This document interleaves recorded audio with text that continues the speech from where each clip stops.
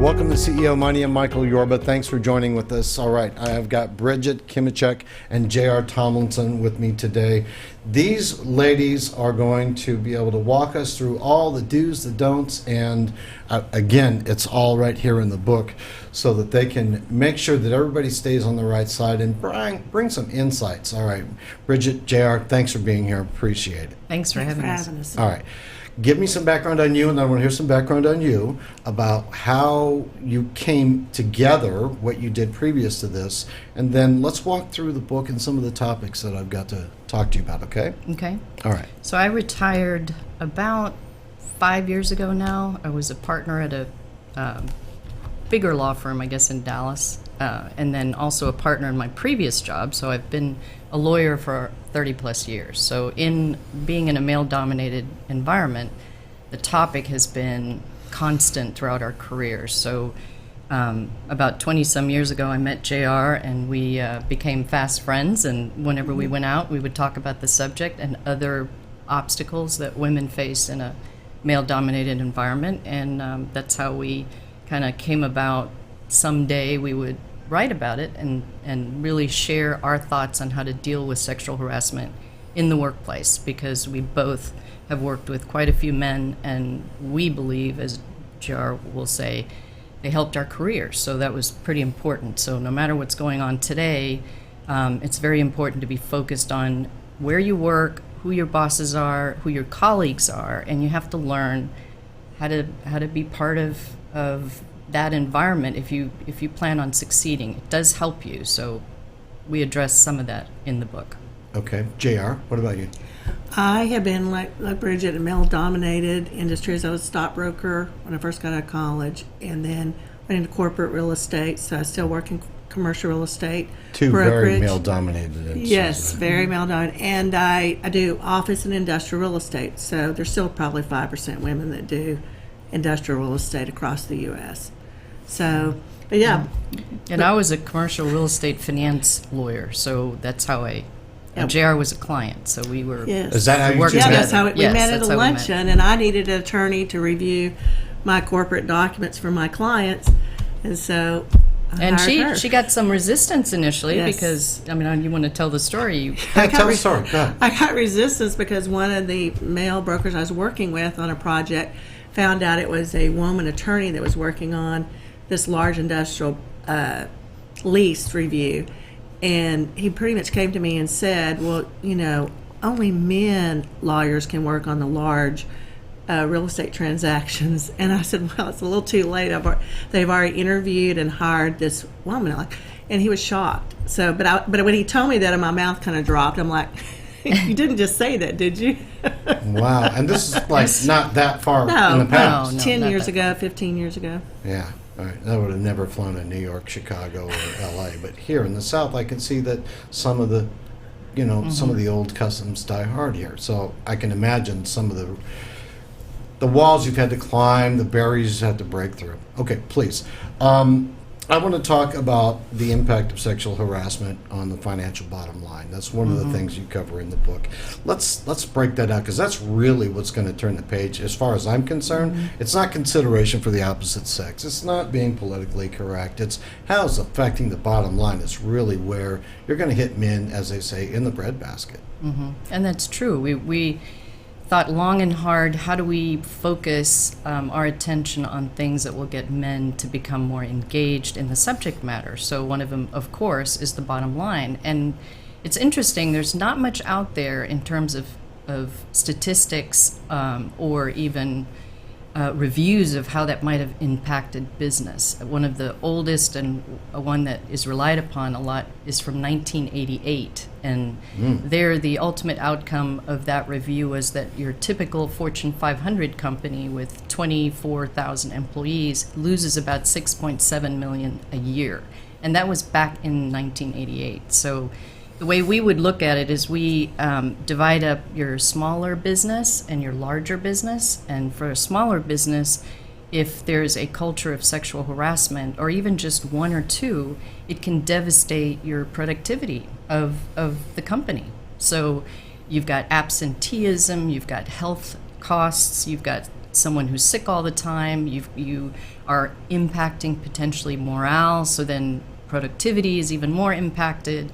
And if that person leaves, or if it's not resolved to the satisfaction of the employees to improve the culture, then the reputational issues develop even outside the company. So then you've got financial partners that may say, you know what, this is too much trouble, or they're on a radar and they may get sued and we're not going to invest in this company. So it has some real impact. It does. And if it's a big lawsuit, it can kill you and you're done. So there's no such thing as a small lawsuit when it comes to reputation. They're all huge.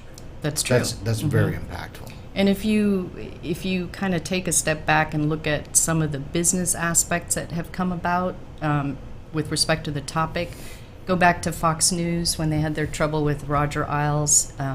That was a huge impact ultimately on him and his career, and then drawing a blank now on the and Bill O'Reilly, who of course got tagged with several lawsuits, which he of course says he's innocent, but ultimately Fox had to fire him, let him go, because they were losing valuable dollars. And it was costing the company too much money. And within a 9-month period, they had spent $101 million just on sexual harassment-related matters at Fox. So they had to really regroup and rethink how they were going to hire going forward. There's another aspect to this. I want to bring it out in like an open discussion on this. Some of it can get to blowback, and I know that's where it gets pushed too hard within a culture, and it reduces the amount of exposure that, if you will, the old guard would say, I really don't want to endure that kind of risk by hiring these people that could later turn into a liability for the company. That also would reduce the drop the bottom line, not add to the bottom line. So how do you work with the cultures there to find the happy medium so that both sexes cannot feel threatened by the potential of sexual harassment, either the perpetrator or the recipient, the victim? Did you discuss any of that with some of the people that you work with? Oh, yeah. Talk to me about that. Where do you go down that road? Well, as we say, you got to work together along each other to help with sexual harassment in the moment when it happens. And then also, if you're a witness of it, and you're a bystander, that you've got to speak up at that moment. And you got to get engaged, because you got to say something if you see something. And because that's how men become part of the solution, and to help it, because men will listen to men. And just along what you were saying, I think it's, and I don't want to say it's silly, but it's not mature to think, okay, I'm not going to hire women. I'm not going to. It's just not realistic. No, it's not realistic. I'm not going to have lunch with them, or I'm not going to socialize with them. That's like, I'm straight, but I'll never marry one. That's not right. That's not going to work. I mean, there's some I won't say who it was, but a representative in Mississippi said, I won't communicate or talk to a woman unless it's my wife, and I certainly won't do it in the context of business. Which you're taking the women's causes to achieve success in the workplace 100 years or more back, and you're not realizing, which company owners should realize. And there's plenty of research out there, and we've covered it at length in Play Nice, that women and men work best together, and it improves the productivity of the company to have women. They have skills and assets that men just don't have, and if they work together, they're a wonderful complement. And we found that in our respective careers to be the case. How'd you come up with the title? It's planned to be part of a series. So the whole play nice concept is, let's take a step back and let's go back to the playground when we first learned how to interact with one another, and let's be respectful. And if you think back when you were a little kid, there were rules to keep you more safe and to be to learn how to treat one another with grace and respect and love, basically. So that's what play nice is all about. Just you need to play nice. That's probably the easiest way to say it. That's a good way to say it. Now, you said potential of series. Talk to me about the plans for the business going forward. Either one. Well, the second series is we're trying to do play smart. So play nice, play smart. So the next one's more about kind of focusing on how men and women, like Brigitte said, complement each other and can be an unbeatable team and work together to increase the bottom line of a corporation. I think it's always more effective if you do have a man-woman team than two men or two women. It really is a way to play the room, if you will, much Right. better. And just to add to what JR was saying, when we were about to finish Play Nice, it covered 20 more issues that we thought needed to be discussed for the workplace, for men and women to be more productive together. And then the Me Too movement hit. And we realized it confirmed exactly what we've been thinking all along. Not much has changed with respect to human behavior and how to deal with what happens to you in the work environment. It doesn't only affect women, it affects men too. And women can often be as horrible as men can be. So we need to so we decided, you know what, let's just extract that chapter and make it a book and talk about how we dealt with it when we were young and how we still deal with it today, because you'll be in an environment where someone says something that's so inappropriate and JR will say, she'll laugh at him and she'll go, oh my God, I can't believe you just said that. Are you listening to yourself? Yeah, I'll say, did you just hear what you said? I'll look at them. Most of the time they don't. They don't. And then they'll look at, and a lot of times, sometimes they'll say, because they have daughters. And I said, well, you have two daughters. How would you respond? Well, that's different. I'm like, no, that's not different.